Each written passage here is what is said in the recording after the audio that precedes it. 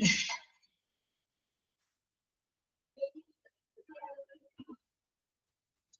afternoon.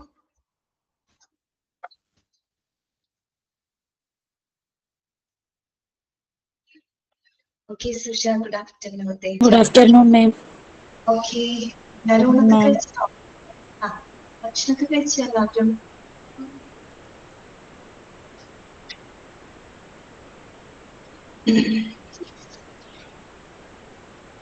കഴിച്ചു അല്ലേ?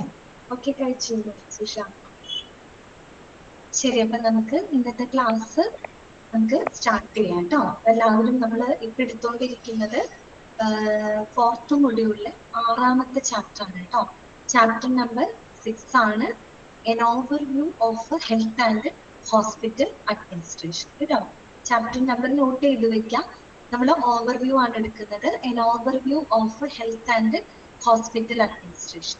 നിങ്ങളുടെ ചാപ്റ്റർ 47 ആണ് കിടക്കുന്നത് കേട്ടോ. ഞാൻ ഓൺ മ്യൂട്ട് ചെയ്യാണ്. ക്ലാസ് ഒരു ഡൗട്ട് ചോദിച്ചോട്ടെ? എന്താണ്? ഒരു കാര്യം ചോദിച്ചോട്ടെ? 13ാം തീയതിയാണല്ലോ നമുക്ക് ഫൈനൽ എക്സാം സ്റ്റാർട്ട് ചെയ്യുന്നത്. അന്ന് ആറ്റുകാൽ പൊങ്കാലയല്ലേ മിസ്സേ? അപ്പൊ അന്ന് പൊതു അവധിയല്ലേ? 13ാം തീയതി അല്ലേ? ഞാൻ പറയാം കേട്ടോ അതിനെ പറ്റി. ശരി മാം. ഇതൊക്കെ നോട്ട് ചെയ്തിട്ടുണ്ടാവില്ല കേട്ടോ. ശ്രദ്ധയിൽപ്പെടുത്താം കേട്ടോ. ശരി. ഓൺ മ്യൂട്ട് ചെയ്യാണ് കേട്ടോ. തുടങ്ങാം, നമുക്കപ്പൊ ക്ലാസ് തുടങ്ങാം കേട്ടോ. എന്റെ ശബ്ദത്തിന് ചെറിയൊരു പ്രശ്നമുണ്ട്, ചെറിയൊരു അടയണ പോലെ എന്റെ സൗണ്ട് കേട്ടോ. ഒന്ന് ശ്രദ്ധിച്ചിരിക്കാൻ ഞാൻ സൗണ്ട് കൂട്ടിയിടാം കേട്ടോ. ഓക്കെ, തുടങ്ങാം നമുക്കെന്നാ. കഴിഞ്ഞ ദിവസം നമ്മള് പുതിയൊരു ചാപ്റ്റർ നമ്മൾ സ്റ്റാർട്ട് ചെയ്തു അല്ലെ? മെഡിക്കൽ റെക്കോർഡ്സ് എന്ന് പറയുന്ന ചാപ്റ്റർ ഫിനിഷ് ചെയ്തിട്ട് നമ്മൾ പുതിയൊരു ചാപ്റ്റർ തുടങ്ങി വെച്ചു. ചാപ്റ്ററിന്റെ പേര് ഇതാണ്, N overview of health and hospital administration അല്ലെ? അതായത് ഹെൽത്ത് ആൻഡ് ഹോസ്പിറ്റൽ അഡ്മിനിസ്ട്രേഷന്റെ കുറിച്ചുള്ളൊരു അവലോകനം അല്ലെ? ആ ഒരു ചാപ്റ്റർ ആണ് നമ്മൾ സ്റ്റാർട്ട് ചെയ്തത്. കഴിഞ്ഞ ക്ലാസ്സിൽ നമ്മൾ പറഞ്ഞ കാര്യങ്ങൾ ഇതൊക്കെയായിരുന്നു. എന്താണ് ഒരു ഹെൽത്ത് അഡ്മിനിസ്ട്രേഷനും ഹോസ്പിറ്റൽ അഡ്മിനിസ്ട്രേഷനും തമ്മിലുള്ള ഒരു വ്യത്യാസം നമ്മൾ എന്താന്ന് പറഞ്ഞു അല്ലെ? പരസ്പരം എന്താണ്, രണ്ടും റിലേറ്റഡ് ആണ്, എന്നിരുന്നാലും എന്താണ് അവ തമ്മിൽ ചെറിയ വ്യത്യാസം ഉണ്ടെന്ന് നമ്മൾ പറഞ്ഞു അല്ലെ? ഹെൽത്ത് അഡ്മിനിസ്ട്രേഷന് കുറെ കൂടി ഒരു ബ്രോഡർ സ്കോപ്പ് ഉണ്ടെന്ന് നമ്മൾ പറഞ്ഞു അല്ലെ? അതെന്ന് പറഞ്ഞു കഴിഞ്ഞാല് ജനങ്ങളിലും അതുപോലെ തന്നെ ആശുപത്രികളുടെയും എന്താണ് ആരോഗ്യ സംരക്ഷണ സേവനങ്ങളില് ഫോക്കസ് ചെയ്യുന്ന ഒരു മേഖലയാണ് ഹെൽത്ത് കെയർ അഡ്മിനിസ്ട്രേഷൻ എന്ന് പറയുന്നത്. ഹോസ്പിറ്റൽ അഡ്മിനിസ്ട്രേഷൻ എന്ന് പറയുമ്പോൾ അത് ഈ പറയുന്ന ആശുപത്രികളിൽ രോഗി പരിചരണത്തിലുമാണ് കൂടുതൽ ഫോക്കസ് ചെയ്യുന്നത്. അതുകൊണ്ട് തന്നെ എന്താണ് ഹെൽത്ത് കെയർ അഡ്മിനിസ്ട്രേഷൻ എന്ന് പറയുന്നതിന് കൂടുതൽ സ്കോപ്പ് ഉണ്ട് അല്ലെ? കുറച്ചും കൂടെ അതിന്റെ വ്യാപ്തി വളരെ വലുതാണെന്ന് നമ്മൾ പറഞ്ഞിരുന്നു അല്ലെ? പിന്നെ നമ്മൾ എന്താണ് health care administration, health administration എന്നതുകൊണ്ട് എന്താണ് നമ്മൾ ഉദ്ദേശിക്കുന്നത് എന്നൊക്കെ കഴിഞ്ഞ ക്ലാസ്സിൽ പറഞ്ഞു അല്ലെ? എല്ലാ പ്രാഥമിക തൃതീയ മേഖലകളിലെ പൊതുജനാരോഗ്യ സംവിധാനങ്ങള്, അതുപോലെ തന്നെ ആരോഗ്യ പരിപാലന സംവിധാനങ്ങള്, ആശുപത്രി ശൃംഖലകള്, അവയുടെ നേതൃത്വം, മാനേജ്മെന്റ്, അഡ്മിനിസ്ട്രേഷൻ എന്നിവയുമായിട്ട് ബന്ധപ്പെട്ട ഒരു മേഖലയാണ് എന്ന് പറയുന്നത് ഹെൽത്ത് അഡ്മിനിസ്ട്രേഷൻ. ഓക്കെ, പിന്നെ നമ്മൾ പറഞ്ഞു ഒരു ഹെൽത്ത് കെയർ അഡ്മിനിസ്ട്രേറ്ററുടെ റോൾ എന്താണ്. അദ്ദേഹമാണ് എന്ത് ചെയ്യുന്നത്, ഈ പറയുന്ന ഓർഗനൈസേഷനും അതുപോലെ തന്നെ ആ ബിസിനസിനും വേണ്ടിയിട്ടുള്ള ആരോഗ്യ സേവനങ്ങൾ അല്ലെ, പ്രത്യേകിച്ച് മെഡിക്കൽ ആൻഡ് ഹെൽത്ത് സേവനങ്ങളെല്ലാം തന്നെ ഫോർമുലേറ്റ് ചെയ്യുന്നതും അതിനെ കൺട്രോൾ ചെയ്യുന്നതും അതിനെ കോർഡിനേറ്റ് ചെയ്യുന്നതും ആര് തന്നെയാണ്, ഒരു ഹെൽത്ത് കെയർ അഡ്മിനിസ്ട്രേറ്റേഴ്സ് ആണ് അല്ലെ? പിന്നെ മാത്രമല്ല അവരാണ് ആ ആശുപത്രിയിലെ ജീവനക്കാരുടെ ആനുകൂല്യങ്ങളെല്ലാം തന്നെ കൺട്രോൾ ചെയ്യുന്നതും ഈ ആനുകൂല്യങ്ങൾക്കും ഫിസിഷ്യൻസിനും ഇടയിൽ ഒരു കണക്ഷൻ അല്ലെ, ഒരു ലിങ്ക് ക്രിയേറ്റ് ചെയ്യുന്നതും ഹെൽത്ത് കെയർ അഡ്മിനിസ്ട്രേറ്റേഴ്സ് ആണെന്ന് പറഞ്ഞു. അപ്പൊ അത്തരം റോൾ അവർക്ക് കൈകാര്യം ചെയ്യണമെങ്കിൽ അവർക്ക് എന്തുണ്ടായിരിക്കണം, അതായത് ബിസിനസ് ഫീൽഡിന് നല്ലൊരു സ്കിൽ ഉണ്ടായിരിക്കണം അല്ലെ? നല്ലൊരു സ്കിൽ ഉണ്ടായിരിക്കണം, കഴിവുണ്ടായിരിക്കണം. അത് മാത്രമല്ല ആരോഗ്യ സംരക്ഷണ മേഖലയെ പറ്റിയുള്ള ഒരു പ്രത്യേക അറിവും അവർക്ക് ഉണ്ടായിരിക്കണം അല്ലെ? ഇത്രയും കാര്യങ്ങൾ പറഞ്ഞു. പിന്നെ നമ്മൾ പറഞ്ഞു ഹെൽത്ത് അഡ്മിനിസ്ട്രേഷന്റെ നേച്ചർ എന്താണ്, സ്കോപ്പ് എന്താണ്, അതിന്റെ സിഗ്നിഫിക്കൻസ് എന്താണ് അല്ലെ, അതിന്റെ സ്വാധീനം എന്താണ് എന്നുള്ളതും കൂടെ നമ്മൾ പറഞ്ഞിരുന്നു അല്ലെ? പിന്നെ നമ്മൾ പറഞ്ഞത് എന്താണ് ഹോസ്പിറ്റൽ അഡ്മിനിസ്ട്രേഷൻ, നമുക്ക് ഓൾറെഡി നമ്മൾ പഠിച്ചു കഴിഞ്ഞിട്ടുള്ള കാര്യങ്ങളാണ് അല്ലെ. പിന്നെ ഒരു ഹെൽത്ത് കെയർ അഡ്മിനിസ്ട്രേറ്റർ ആകുന്നത് ഇങ്ങനെയാണ് എന്ന് പറഞ്ഞു അല്ലെ. പിന്നെ ഒരു ഹെൽത്ത് കെയർ അഡ്മിനിസ്ട്രേറ്റർ ആരാണ്, എന്താണ് എന്നുള്ള കാര്യങ്ങളൊക്കെ നമ്മൾ കണ്ടു. പിന്നെ നമ്മൾ ഇമ്പോർട്ടന്റ് ആയിട്ട് പഠിച്ചത് ഇതാണ്, ഒരു ഹെൽത്ത് കെയർ അഡ്മിനിസ്ട്രേഷൻ നേതൃത്വം വഹിക്കുന്ന അല്ലെങ്കിൽ അവര് മാനേജ് ചെയ്യുന്ന ഏരിയകൾ ഏതൊക്കെയാണ് അല്ലെ, ഏതെല്ലാം ഏരിയകളുടെ ഒരു നേതൃത്വം അല്ലെങ്കിൽ മാനേജ്മെന്റ് ആണ് ഹെൽത്ത് കെയർ അഡ്മിനിസ്ട്രേഷൻ നിർവഹിക്കുന്നത്. അപ്പൊ നമ്മൾ പറഞ്ഞു ഒരു മുഴുവൻ ആരോഗ്യ സംരക്ഷണ കേന്ദ്രം അല്ലെ, എൻറ്റയർ ഹെൽത്ത് കെയർ സിസ്റ്റം, അതുപോലെ തന്നെ physician practices, hospitals, home health agencies പോലുള്ള ചില പ്രത്യേക ഫെസിലിറ്റീസുകൾ. പിന്നെ നമ്മൾ പറഞ്ഞു ചില പ്രത്യേക departments or units like critical care unit, emergency departments, cardiac care units, അങ്ങനെയുള്ള യൂണിറ്റുകളുടെ നേതൃത്വം മാനേജ്മെന്റ് ഒക്കെ ആര് തന്നെയാണ് നിർവഹിക്കുന്നത്, ഹെൽത്ത് കെയർ അഡ്മിനിസ്ട്രേഷൻ ആണ് നിർവഹിക്കുന്നത്. പിന്നെ പറഞ്ഞു നമ്മൾ നഴ്സിംഗ്, ഫിസിക്കൽ തെറാപ്പി, കാർഡിയോളജി പോലുള്ള ക്ലിനിക്കൽ ഏരിയാസ്. പിന്നെ നമ്മൾ പറഞ്ഞത് സ്റ്റാഫിംഗ്, ഫെസിലിറ്റി അഡ്മിനിസ്ട്രേഷൻ, അഡ്മിഷൻസ്, ഫിനാൻസുമായിട്ട് ബന്ധപ്പെട്ട മേഖലകളിലെല്ലാം തന്നെ നേതൃത്വവും മാനേജ്മെന്റും നിർവഹിക്കുന്നത് ആര് തന്നെയാണ്, ഹെൽത്ത് കെയർ അഡ്മിനിസ്ട്രേഷൻ ആണ് അല്ലെ. പിന്നെ നമ്മൾ പറഞ്ഞത് principles of health administration, 2-3 point ആണ് നമ്മൾ പറഞ്ഞ് ലാസ്റ്റ് നമ്മൾ ക്ലാസ് അവസാനിപ്പിച്ചത് അല്ലെ. അതിൽ ആദ്യത്തെ നമ്മൾ വളരെ ഇമ്പോർട്ടന്റ് ആണ്, ഒരു ഹെൽത്ത് അഡ്മിനിസ്ട്രേഷന്റെ പ്രിൻസിപ്പിളില് ഉൾപ്പെടുന്നത് ഏതാണ്, ഉൾപ്പെടാത്തത് ഏതാണെന്നുള്ളത് ചോദിക്കണം. കറക്റ്റ് ആണ് കേട്ടോ സുഷ, നാഷണൽ ഹെൽത്ത് പോളിസി തന്നെയാണ് അവിടെ ഉദ്ദേശിച്ചത്. അപ്പൊ ആദ്യം നമ്മൾ പറഞ്ഞ പോയിന്റ് എന്താണ്, there should be healthy national health policy അല്ലെ. അതായത് അവിടെ ഒരു ആരോഗ്യപരമായിട്ടുള്ള ഒരു നാഷണൽ ഹെൽത്ത് പോളിസി അവിടെ പാലിച്ചിരിക്കണം. ആരോഗ്യകരം എന്ന് വെച്ചാൽ വളരെ കൃത്യമായിട്ടുള്ള നാഷണൽ ഹെൽത്ത് പോളിസി അവിടെ നിർബന്ധമായിട്ടും പാലിച്ചിരിക്കണം. അതാണ് ഒന്നാമത്തെ പ്രിൻസിപ്പിൾ. നമ്മൾ പറഞ്ഞു നാഷണൽ ഹെൽത്ത് പോളിസി എന്ന് പറയുന്നത് നമ്മുടെ സെൻട്രൽ ഗവൺമെന്റ് ഓഫ് ഇന്ത്യ എന്താണ് പീരിയോഡിക് ആയിട്ട് പബ്ലിഷ് ചെയ്യുന്നതാണ് എന്ത്, നാഷണൽ ഹെൽത്ത് പോളിസികൾ അല്ലെ. ഈ പറയുന്ന ആരോഗ്യ നയങ്ങള് അവരുടെ പ്രധാനപ്പെട്ട ലക്ഷ്യം എന്ന് പറയുന്നത് എന്താണ്, രോഗിയുടെ സുരക്ഷയും അവരുടെ ക്ഷേമവും ഉറപ്പാക്കുക എന്നുള്ളതാണ് ഒരു നാഷണൽ ഹെൽത്ത് പോളിസിയുടെ പ്രധാനപ്പെട്ട അവരുടെ എന്താണ് ലക്ഷ്യം. അത് അവർ നിർവഹിക്കുന്നത് എന്തിലൂടെയാണ്, ഇത്തരത്തിലുള്ള ഹെൽത്ത് കെയർ ഫെസിലിറ്റിയിലൂടെയാണ് അല്ലെ. അപ്പൊ എന്ത് ചെയ്യണം, ഹെൽത്ത് കെയർ ഫെസിലിറ്റികള് ഈ പറയുന്ന നാഷണൽ ഹെൽത്ത് പോളിസികൾ കൃത്യമായിട്ട് അവിടെ എന്ത് ചെയ്തിരിക്കണം, പ്രാവർത്തികമാക്കിയിരിക്കണം. ഓക്കെ, ആ ഒരു പ്രിൻസിപ്പിൾ ആണ് അവിടെ പറഞ്ഞത് കേട്ടോ. These should be healthy national health policy. Okay, clear ആണല്ലോ. രണ്ടാമത്തെ പോയിന്റ് നമ്മൾ പറഞ്ഞത് ഇതാണ്, sound health administrative structure may be framed for the implementation of the health policy. അതായത് ഈ പറയുന്ന നാഷണൽ ഹെൽത്ത് പോളിസി കൊണ്ടുവന്നാൽ മാത്രം പോരാ, അത് നല്ല രീതിയിൽ നമ്മൾ എന്ത് ചെയ്യണം, നടപ്പിലാക്കണം അല്ലെ, ഇംപ്ലിമെന്റ് ചെയ്യണം. അപ്പൊ ഇംപ്ലിമെന്റ് ചെയ്യുന്നതിനായിട്ട് ഒരു മികച്ച ഹെൽത്ത് അഡ്മിനിസ്ട്രേറ്റീവ് ഫ്രെയിം വർക്ക് അവിടെ ഉണ്ടായിരിക്കണം അല്ലെ. ഒരു ഏറ്റവും മികച്ച ഒരു ഹെൽത്ത് അഡ്മിനിസ്ട്രേഷൻ വിഭാഗം അവിടെ ഉണ്ടായിരിക്കണം. അവരാണ് ആ ഹോസ്പിറ്റലിന്റെ കാര്യങ്ങൾ ഇത്തരത്തിലുള്ള നയങ്ങളൊക്കെ ഇംപ്ലിമെന്റ് ചെയ്യാനുള്ള ഒരു അധികാരം ആർക്കാണുള്ളത്, അവിടുത്തെ ഹെൽത്ത് കെയർ അഡ്മിനിസ്ട്രേഷൻ ആണുള്ളത് അല്ലെ. അപ്പൊ അവരെന്തായിരിക്കും, അത്യാവശ്യം സ്ട്രോങ് ആയിട്ടുള്ള ഒരു ഹെൽത്ത് കെയർ അഡ്മിനിസ്ട്രേഷൻ ഉണ്ടെങ്കിൽ മാത്രമേ നമുക്ക് അത്തരത്തിലുള്ള പോളിസികൾ നല്ല രീതിയിൽ എന്ത് ചെയ്യാൻ പറ്റുള്ളൂ, ഇംപ്ലിമെന്റ് ചെയ്യാനായിട്ട് സാധിക്കുള്ളൂ. ഓക്കെ, ആ 2 പോയിന്റ് നമ്മൾ പറഞ്ഞു. മൂന്നാമത്തെ പോയിന്റ്, നിങ്ങൾക്ക് ബുദ്ധിമുട്ടുണ്ട്, എന്റെ സൗണ്ട് കേൾക്കുമ്പോൾ പ്രശ്നം തോന്നുന്നുണ്ടോ, എന്തെങ്കിലും നിങ്ങൾക്ക് ഡിസ്കംഫർട്ട് ഫീൽ ചെയ്യുന്നുണ്ടോ, മനസ്സിലാവുന്നില്ലേ കാര്യങ്ങള്, ഓക്കെ അല്ലേ, പ്രശ്നമൊന്നുമില്ലല്ലോ. ഓക്കെ ഓക്കെ, പറയുന്നത് കിട്ടുന്നുണ്ടല്ലോ അല്ലെ, മനസ്സിലാവുന്നുണ്ടല്ലോ അല്ലെ. ഓക്കെ, അടുത്ത പോയിന്റ് ഇതാണ് കേട്ടോ. 3rd പോയിന്റ് നമ്മൾ ഇതാണ് പറഞ്ഞത്, there should be integration of preventive. ഓരോ പ്രിൻസിപ്പിളും വളരെ വ്യക്തമായിട്ട് നിങ്ങൾ മനസ്സിലാക്കണം കേട്ടോ. കാരണം നിങ്ങളോട് ചോദിക്കാം, താഴെ തന്നിരിക്കുന്നതില് ഹെൽത്ത് അഡ്മിനിസ്ട്രേഷന്റെ തത്വങ്ങളിൽ ഉൾപ്പെടുന്നത് ഏതാണ്, ഇൻക്ലൂഡ് ചെയ്യുന്നത് ഏതാണ്, ഇൻക്ലൂഡ് ചെയ്യാത്തത് ഏതാണ്, അങ്ങനെയാണ് അവിടെ ക്വസ്റ്റ്യൻസ് വരിക. അപ്പൊ ഓരോ പോയിന്റും നിങ്ങൾ കൃത്യമായിട്ട് മനസ്സിലാക്കണം കേട്ടോ. ഏതെങ്കിലും പോയിന്റ് നിങ്ങൾക്ക് മനസ്സിലാവാത്തതുണ്ടെങ്കിൽ പറഞ്ഞാൽ മതി. ഓക്കെ, ശ്രദ്ധിക്കാം കേട്ടോ. There should be integration of preventive and curative services at all administrative levels. അത് നമ്മൾ പറഞ്ഞതാണ് അല്ലേ. അതായത് ഈ പറയുന്ന പ്രതിരോധ നടപടികൾ അല്ലെ, പ്രിവെന്റീവ് മെഷേഴ്സ്, പ്രതിരോധ നടപടികൾ. ഇപ്പൊ നമ്മൾ എന്തൊക്കെ പ്രതിരോധ നടപടികൾ എടുക്കുന്നുണ്ട്? വാക്സിനേഷൻ കൊടുക്കുന്നുണ്ട് അല്ലെ, അതൊരു പ്രതിരോധ നടപടിയാണ്. സ്ക്രീനിങ് ടെസ്റ്റുകൾ നടത്തുന്നുണ്ട്. എന്തിനു വേണ്ടിയിട്ടാണ്? പ്രതിരോധ നടപടികളാണ്. പല അസുഖങ്ങളെ നമുക്ക് പ്രിവെന്റ് ചെയ്യണം അല്ലെ. അപ്പൊ അത്തരത്തിലുള്ള പ്രതിരോധ നടപടികളും പിന്നെന്താണ്? രോഗശാന്തി ചികിത്സകളും. പ്രതിരോധം മാത്രം പോരാ, രോഗം വന്നിട്ടുള്ള ആളുകളെ സംബന്ധിച്ചാണെങ്കിൽ നമുക്ക് അവർക്ക് വേണ്ടിയിട്ടുള്ള ട്രീറ്റ്മെന്റുകൾ കൊടുക്കണം അല്ലെ.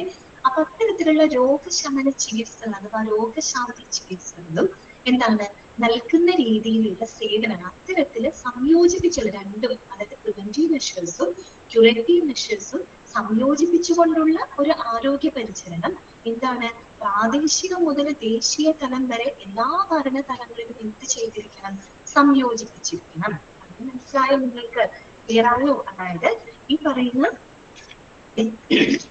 പ്രതിരോധ നടപടികളും അതുപോലെ തന്നെ എന്താണ് രോഗശാന്തി ചികിത്സകൾ, അതായത് ഇപ്പൊ നമ്മൾ മരുന്നുകൾ കൊടുക്കുന്നുണ്ട്, മറ്റ് പ്രൊസീജിയേഴ്സുകളൊക്കെ, സർജറി ഒക്കെ നമ്മൾ ചെയ്യുന്നത് എന്താണ്? ക്യൂറേറ്റീവ് സർവീസുകളാണ് അല്ലെ. അത്തരത്തിലുള്ള ആരോഗ്യ സംരക്ഷണ സേവനങ്ങള് പ്രാദേശിക തലം മുതൽ നാഷണൽ ലെവൽ വരെ അല്ലെ, അതായത് ദേശീയം വരെ എല്ലാ ഭരണത്തിന്റെ എല്ലാ തലങ്ങളിലും എന്ത് ചെയ്തിരിക്കണം? സംയോജിപ്പിച്ചിരിക്കണം. അല്ലാണ്ട് ഒരു പ്രാദേശിക ലെവലിൽ മാത്രം സംയോജിപ്പിച്ചിട്ട് കാര്യമില്ല. അവിടെ തൊട്ട് നാഷണൽ ലെവൽ വരെ എല്ലാ തലങ്ങളിലും എന്ത് ചെയ്യണം?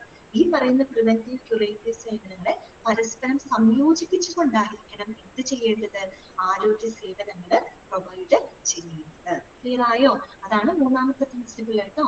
There should be integration of preventive and curative services at all administrative levels. Clear ആണല്ലോ പറഞ്ഞത്? ഓക്കെ, അടുത്തത് കേട്ടോ.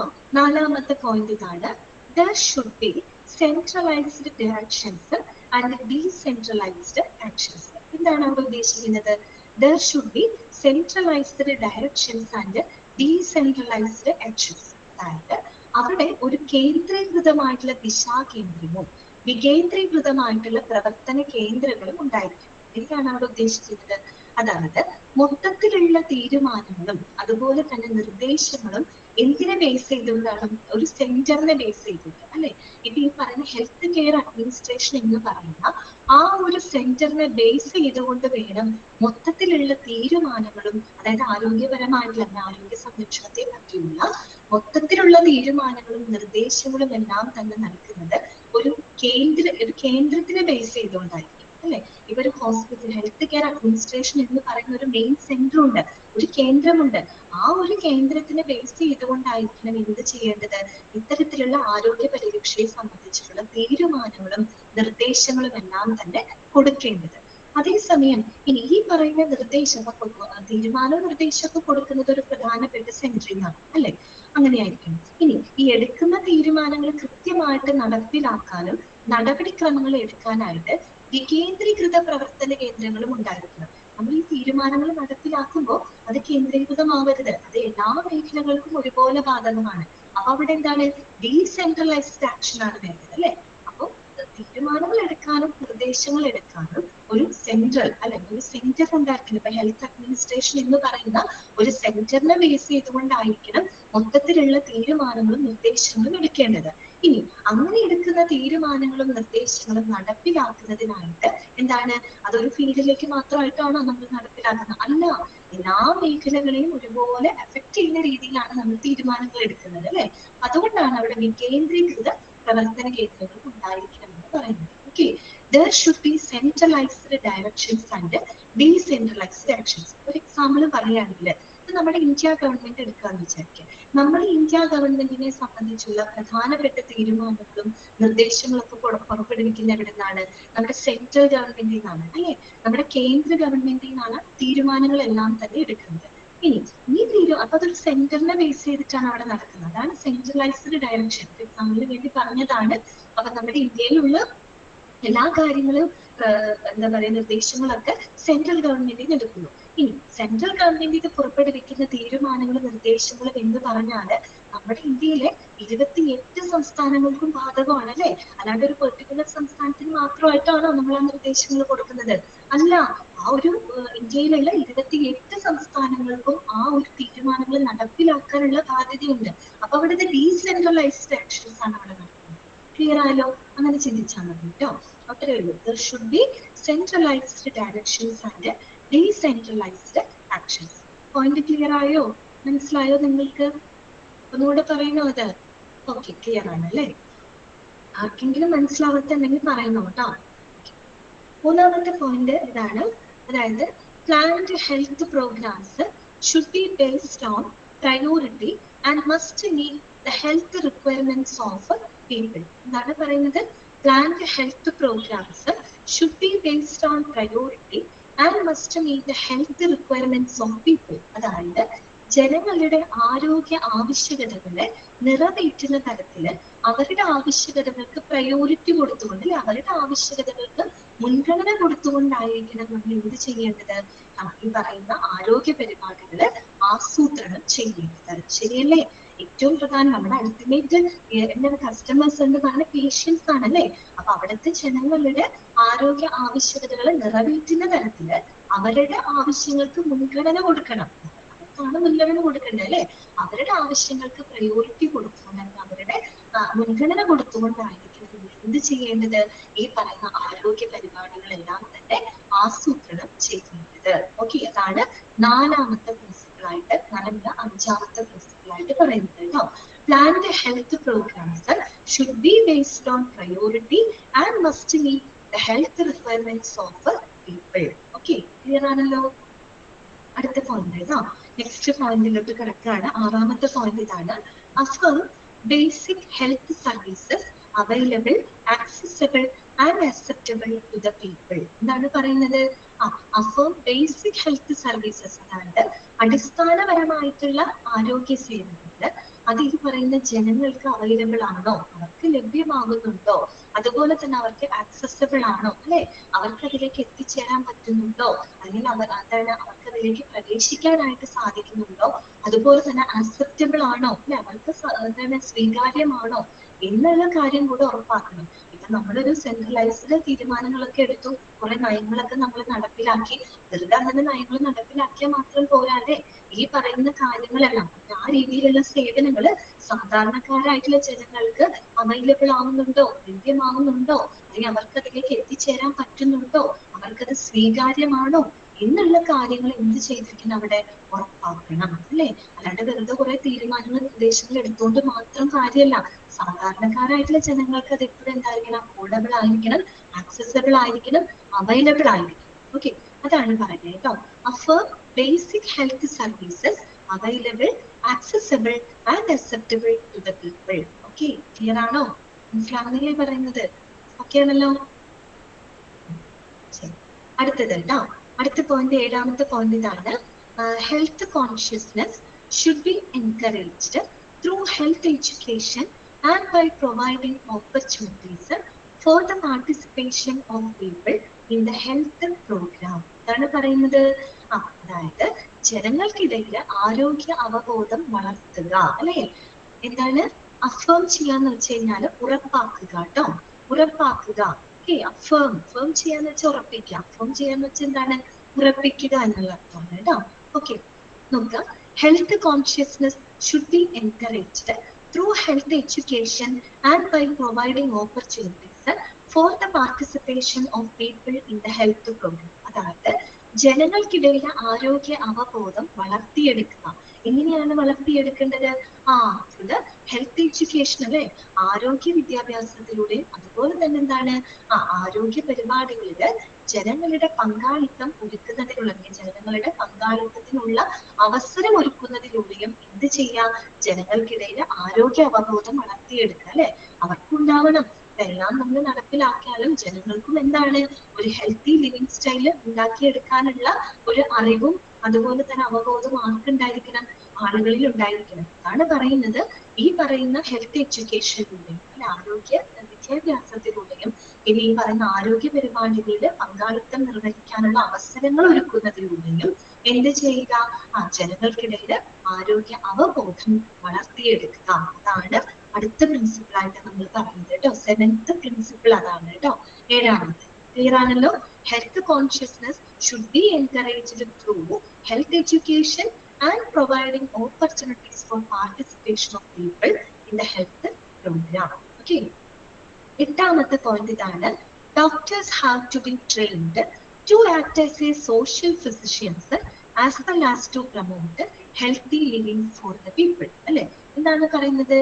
ഇപ്പൊ ഡോക്ടേഴ്സിനാണെങ്കിൽ അവർക്കൊരു സോഷ്യൽ ഫിസിഷ്യൻ ആയിട്ട് ആക്ട് ചെയ്യാൻ, ഒരു സാമൂഹിക ഫിസിഷ്യൻ എന്ന് പറയുമ്പോൾ കമ്മ്യൂണിറ്റിയിൽ ഇറങ്ങി ചെന്നുകൊണ്ട് സേവനങ്ങൾ കൊടുക്കാൻ രീതിയിൽ, ആ ഒരു മനോഭാവമുള്ള രീതിയിൽ കേട്ടോ, അതാണ് ഇവിടെ ഉദ്ദേശിക്കുന്നത്. ഒരു സോഷ്യൽ ഫിസിഷ്യൻ എന്ന രീതിയിലും ജനങ്ങൾക്കിടയിൽ ഒരു ആരോഗ്യകരമായിട്ടുള്ള ജീവിതം പ്രോത്സാഹിപ്പിക്കുന്നതിനും ഡോക്ടേഴ്സിന് വേണ്ട പരിശീലനം കൊടുത്തിരിക്കും. അല്ലെ, ഡോക്ടേഴ്സിനെ സംബന്ധിച്ചാണെങ്കിലും അവരിലൂടെയാണ് ഈ സേവനങ്ങൾ ജനങ്ങളിലേക്ക് എത്തുന്നത്. അപ്പൊ അവർക്ക് എന്ത് ചെയ്യണം? ഒരു സോഷ്യൽ ഫിസിഷ്യനായിട്ട് ആക്ട് ചെയ്യണം. അതോടൊപ്പം തന്നെ എന്താണ്, ജനങ്ങൾക്ക് ഒരു ആരോഗ്യകരമായിട്ടുള്ള ജീവിതം പ്രോത്സാഹിപ്പിക്കുന്നതിനുള്ള ഒരു വ്യക്തിയായിട്ട് അവർക്ക് പ്രവർത്തിക്കാൻ വേണം. അല്ലെ, അപ്പൊ അതിനായിട്ട് ഡോക്ടേഴ്സിന് ആവശ്യമായിട്ടുള്ള പരിശീലനങ്ങൾ കൊടുക്കുക. Okay, doctors have to be trained to act as a social physicians as well as to promote healthy living for the people. Okay, clear ആണല്ലോ? അടുത്ത പോയിന്റ് കേട്ടോ. നെക്സ്റ്റ് പോയിന്റ് ഒൻപതാമത്തെയാണ്. ഒൻപതാമത്തെ പോയിന്റ് ഇതാണ്. Nursing personnel and other associated health personnel should provide community oriented education. ഇതാണ് പറയുന്നത്. അതായത് nursing സ്റ്റാഫുകൾക്ക് അതുപോലെ മറ്റ് അനുബന്ധ മെഡിക്കൽ ജീവനക്കാർക്ക് എന്ത് ചെയ്തിരിക്കണം? ഈ പറയുന്ന സമൂഹത്തിന് സേവനങ്ങൾ നൽകുന്നതിനുള്ള ട്രെയിനിങ്ങുകൾ, രണ്ടാമത്തെ മാറിപ്പോയത് കേട്ടോ. ഇതാണ് ഞാൻ പറഞ്ഞു വന്നത്. അതായത് ഈ പറയുന്ന നഴ്സിംഗ് സ്റ്റാഫുകൾക്കും അതുപോലെ തന്നെ മറ്റ് അനുബന്ധ ജീവനക്കാരുണ്ടല്ലോ, മെഡിക്കൽ ജീവനക്കാർക്ക്, അവർക്ക് എന്താണ്? ഒരു കമ്മ്യൂണിറ്റി ഓറിയന്റഡ് എഡ്യൂക്കേഷൻ കൊടുക്കണം. അല്ലെ, സാമൂഹ്യ അധിഷ്ഠിത വിദ്യാഭ്യാസം കൊടുക്കണം. എന്താണ് സാമൂഹ്യ അധിഷ്ഠിത വിദ്യാഭ്യാസം എന്ന് ഉദ്ദേശിക്കുന്നത്? കമ്മ്യൂണിറ്റിയിലാണ് ഇവർ ഈ സേവനങ്ങൾ കൊടുക്കുന്നത്. അല്ലെ, ജനങ്ങൾക്കിടയിലാണ് ഈ സേവനങ്ങൾ കൊടുക്കുന്നത്. അപ്പൊ നമ്മൾ എന്ത് ചെയ്യണം? കമ്മ്യൂണിറ്റിയുടെ നീഡ്സ്, അല്ലെ, അവരുടെ ആവശ്യകതകളുണ്ട്, അവരുടെ പ്രയോറിറ്റി ഒക്കെ ഫോക്കസ് ചെയ്യുന്ന രീതിയിലുള്ള ഒരു വിദ്യാഭ്യാസമാണ് അവർക്കായിട്ട് പ്രൊവൈഡ് ചെയ്യുന്നത്. മനസ്സിലായല്ലോ? കാര്യം നേഴ്സുകള് മറ്റ് അനുബന്ധ മെഡിക്കൽ ജീവനക്കാരിലൂടെയാണ് സേവനങ്ങൾ ജനങ്ങളിലേക്ക് എത്തുന്നത്, അല്ലെങ്കിൽ കമ്മ്യൂണിറ്റിയിലോട്ട് എത്തുന്നത്. അവർക്ക് എന്ത് കൊടുക്കണം? കമ്മ്യൂണിറ്റി ഓറിയന്റഡ് ആയിട്ടുള്ള വിദ്യാഭ്യാസം അവർക്ക് കൊടുക്കണം. ഇതിനു വേണ്ടിയിട്ടാണ് കമ്മ്യൂണിറ്റിയുടെ ആവശ്യകതകളും പ്രയോറിറ്റികളൊക്കെ മനസ്സിലാക്കുന്നതിന് വേണ്ടിയിട്ടാണ്. അല്ലെ, എളുപ്പം മനസ്സിലാകുന്നതിന് വേണ്ടിയിട്ടാണ് അവർക്ക് കമ്മ്യൂണിറ്റി ഓറിയന്റഡ് ആയിട്ടുള്ള എഡ്യൂക്കേഷൻ അവർക്ക് പ്രൊവൈഡ് ചെയ്യുന്നത്. ക്ലിയർ ആണല്ലോ? Nursing personnel and other associated health personnel should provide community-oriented education. അടുത്ത പോയിന്റ് ഇതാണ്. പത്താമത്തെ പോയിന്റ് ഇതാണ്. New categories of health personnel are provided training to provide proper service to people. എന്താണ് പറയുന്നത്? New categories of health personal. അല്ലെ, അതായത് പുതിയ വിഭാഗം ജീവനക്കാർ, അതായത് മെഡിക്കൽ ഫീൽഡിൽ പ്രവർത്തിക്കുന്ന പുതിയ വിഭാഗത്തിലുള്ള ജീവനക്കാർ. പുതിയ വിഭാഗം ജീവനക്കാർ എന്ന് പറയുന്ന ഹെൽത്ത് വർക്കേഴ്സ് ആവാം, ഹെൽത്ത് പ്രൊമോട്ടേഴ്സ് ആവാം, ഹെൽത്ത് എഡ്യൂക്കേറ്റേഴ്സ് ആവാം. അല്ലെ, അങ്ങനെയുള്ള പുതിയ വിഭാഗ ജീവനക്കാർക്ക് സമൂഹത്തിന് അവശ്യ സേവനങ്ങൾ കൊടുക്കുന്നതിനുള്ള പരിശീലനങ്ങൾ അവർക്കും കൊടുക്കണം. അല്ലെ, അവർക്കും കൊടുക്കണം. കാരണം പുതിയ വിഭാഗം ജീവനക്കാരെന്ന് പറയുമ്പോൾ ഇപ്പൊ ധാരാളം ഹെൽത്ത് പ്രൊമോട്ടേഴ്സ് ഉണ്ട്, ഹെൽത്ത് എഡ്യൂക്കേറ്റേഴ്സ് പ്രവർത്തിക്കുന്നുണ്ട്, ഹെൽത്ത് വർക്കർമാര് പ്രവർത്തിക്കുന്നുണ്ട്. അവരൊക്കെ പുതിയ വിഭാഗം മെഡിക്കൽ ജീവനക്കാരാണ്. അല്ലെ, അപ്പൊ അവർക്ക് എന്ത് വേണം? സമൂഹത്തിന് അവശ്യ സേവനങ്ങൾ കൊടുക്കുന്നതിനുള്ള പരിശീലനങ്ങൾ അവർക്കും ചെയ്തിരിക്കണം, പ്രൊവൈഡ് ചെയ്തിരിക്കണം. Okay, new categories of health personnel are provided training to provide proper service to people. Okay, അടുത്ത പോയിന്റ് ഇതാണ്. 11ാമത്തെ പോയിന്റ് ഇതാണ്.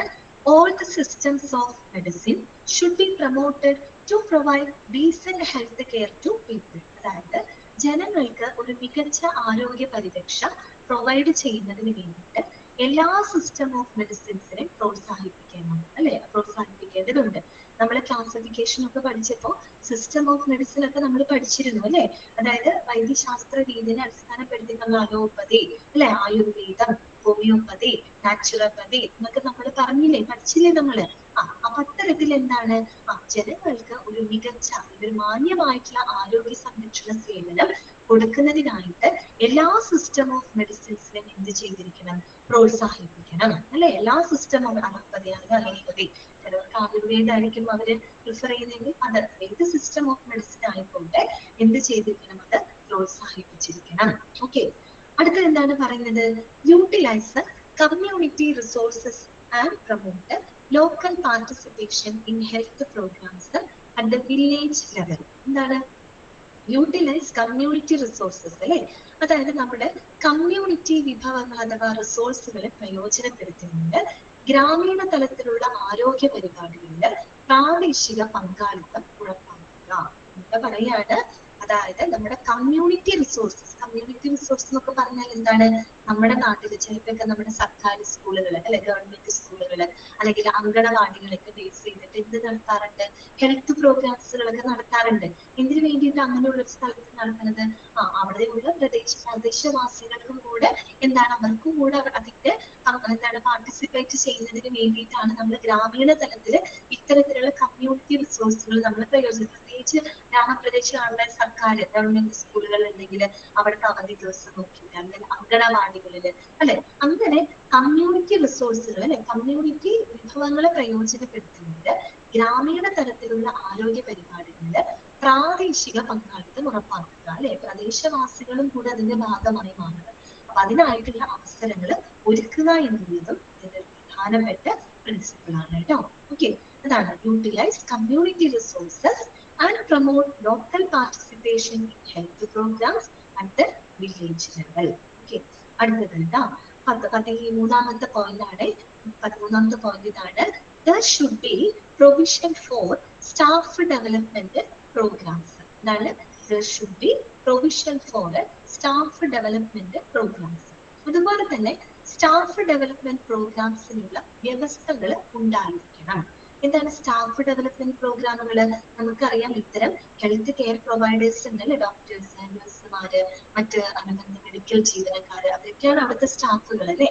അപ്പൊ അവരുടെ സ്റ്റാഫ് ഡെവലപ്മെന്റ് പ്രോഗ്രാം എന്ന് വെച്ചാൽ അവരുടെ സ്കില്ലുകള്, അവരുടെ നോളജ് അല്ലെ, അതുപോലെ അവരുടെ പെർഫോമൻസ് ഒക്കെ എൻഹാൻസ് ചെയ്യുന്ന രീതിയിലുള്ള പരിപാടികൾ അല്ലെ, അത്തരത്തിലുള്ള ഒരു വ്യവസ്ഥ അവിടെ ഉണ്ടായിരിക്കണം.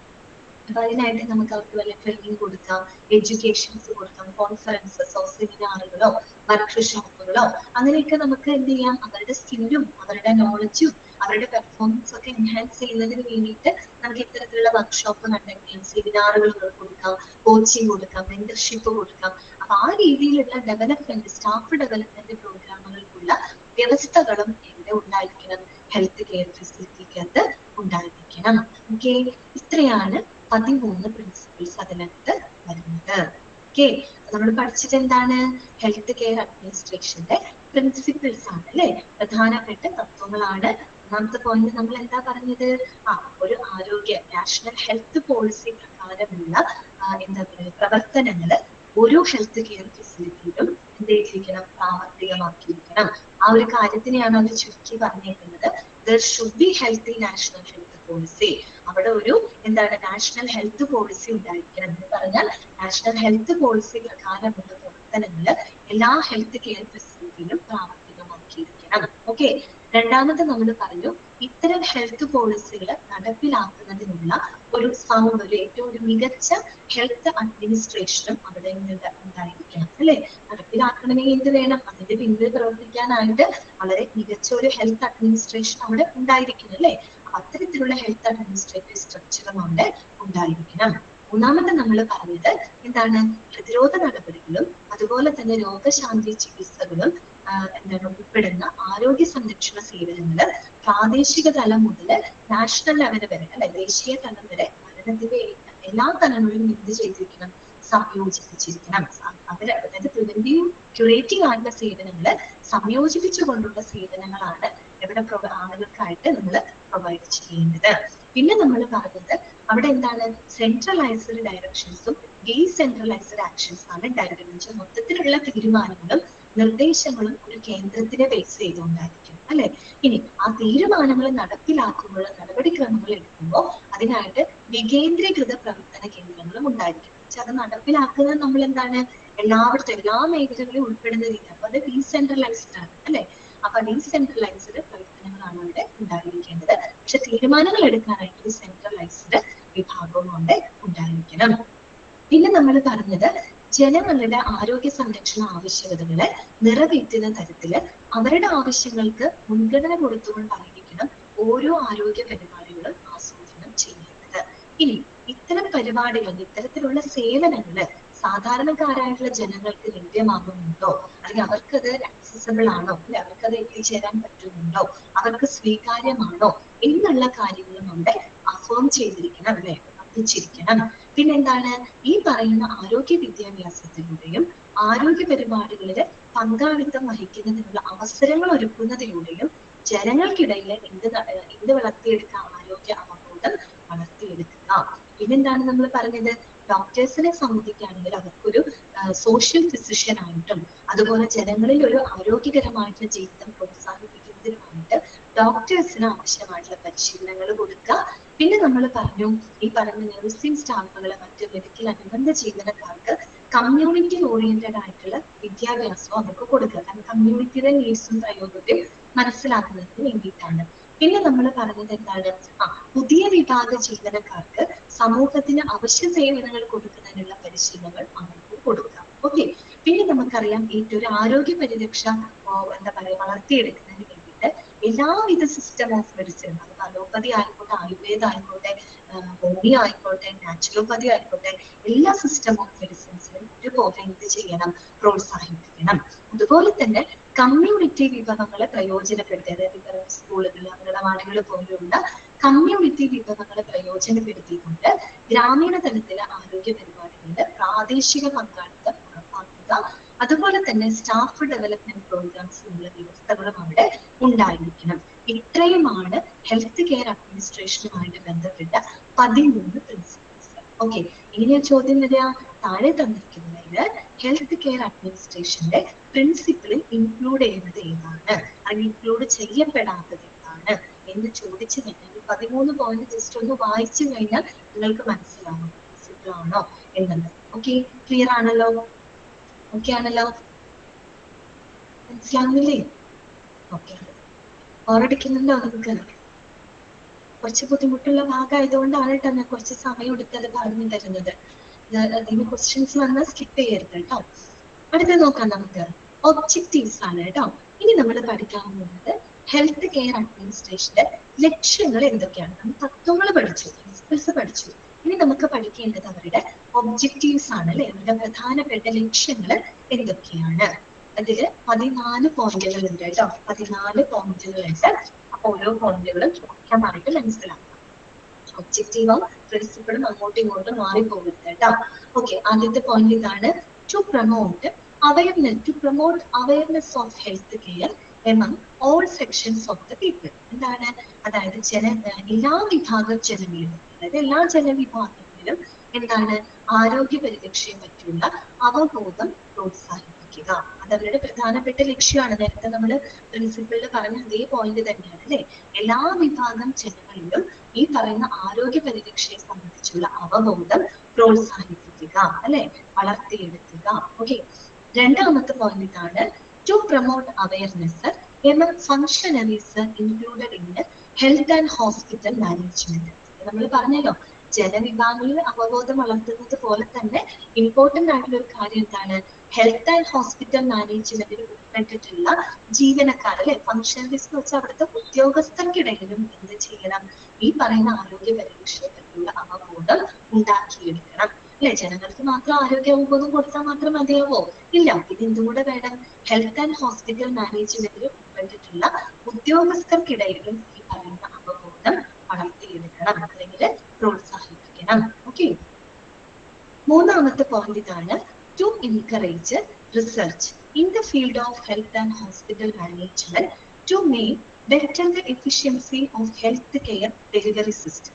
അതായത് ഈ പറയുന്ന ഹെൽത്ത് കെയർ ഡെലിവറി സംവിധാനങ്ങളുടെ കാര്യക്ഷമത മെച്ചപ്പെടുത്തുന്നതിനായിട്ട് എന്ത് ചെയ്യാം, ഹെൽത്ത് ആൻഡ് ഹോസ്പിറ്റൽ മാനേജ്മെന്റിലൊക്കെ ഗവേഷണത്തിന് എന്താ പറയുക, പ്രോത്സാഹിപ്പിക്കാം. കാരണം കൂടുതൽ റിസർച്ച് സ്റ്റഡീസ് വരുമ്പോഴാണ് ഇംപ്രൂവ് ചെയ്യേണ്ട മേഖലകൾ ഏതൊക്കെയാണെന്ന് നമുക്ക് തിരിച്ചറിയാനായിട്ട് സാധിക്കുള്ളൂ, അല്ലെ.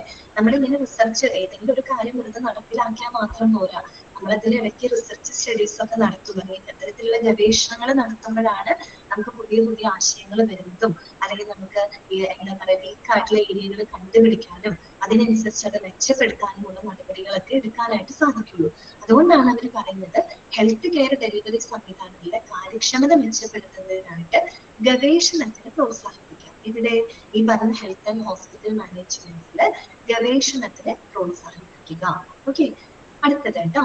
അടുത്ത പോയിന്റ് ഇതാണ്, to encourage the development of high quality hospital services and community health care. അതായത് ഏറ്റവും ഗുണനിലവാരമുള്ള ആരോഗ്യ സേവനങ്ങളും അതുപോലെ തന്നെ കമ്മ്യൂണിറ്റി ആരോഗ്യ പരിരക്ഷ അല്ലെ, കമ്മ്യൂണിറ്റി ഹെൽത്ത് കെയറും എന്താണ് വികസിപ്പിക്കുക അല്ലെ, അത്തരത്തിലുള്ള സേവനങ്ങൾ വികസിപ്പിക്കുക അല്ലെ. ഏറ്റവും ഗുണനിലവാരമുള്ള ആരോഗ്യ സേവനങ്ങളും അതുപോലെ തന്നെ കമ്മ്യൂണിറ്റി ഹെൽത്ത് കെയർ സേവനങ്ങളും എന്ത് ചെയ്യുക, ഡെവലപ്പ് ചെയ്യുക അല്ലെങ്കിൽ അത് വികസിപ്പിക്കുന്നതിനായിട്ട് പ്രോത്സാഹിപ്പിക്കുക. Okay, to encourage the development of high quality hospital services and community health care. Clear ആവുന്നുണ്ടോ പോയിന്റുകള്? ഏതെങ്കിലും പോയിന്റുകൾ മനസ്സിലാവാത്തതില്ലെങ്കിൽ അപ്പൊ തന്നെ പറയാട്ടോ. ഓക്കെ ആണോ? ഓക്കെ ആണ്. അടുത്തത് കേട്ടോ, അടുത്ത പോയിന്റ് ഇതാണ്, അഞ്ചാമത്തെ. To encourage a meeting for to exchange ideas and information among health and hospital planners, academicians, administrators, different statutory bodies and the public for the improvement of hospital and health care delivery systems. വലിയ point ആയിട്ട് എഴുതി വെച്ചിട്ടൊന്നുമില്ല. അതായത് നമ്മൾ ഈ പറയുന്ന hospital and health care സംവിധാനങ്ങളൊക്കെ മെച്ചപ്പെടുത്തുന്നതിന് വേണ്ടിയിട്ട് എന്ത് ചെയ്യണം? ഈ പറയുന്ന ഹോസ്പിറ്റൽ പ്ലാനേഴ്സ്, അക്കാഡമിഷ്യൻസ്, അഡ്മിനിസ്ട്രേറ്റർമാര്, വിവിധ നിയമപരമായിട്ടുള്ള സ്ഥാപനങ്ങള്, അതുപോലെ തന്നെ പബ്ലിക് അല്ലെ, പൊതുജനങ്ങൾക്കിടയിൽ എന്ത് വേണം?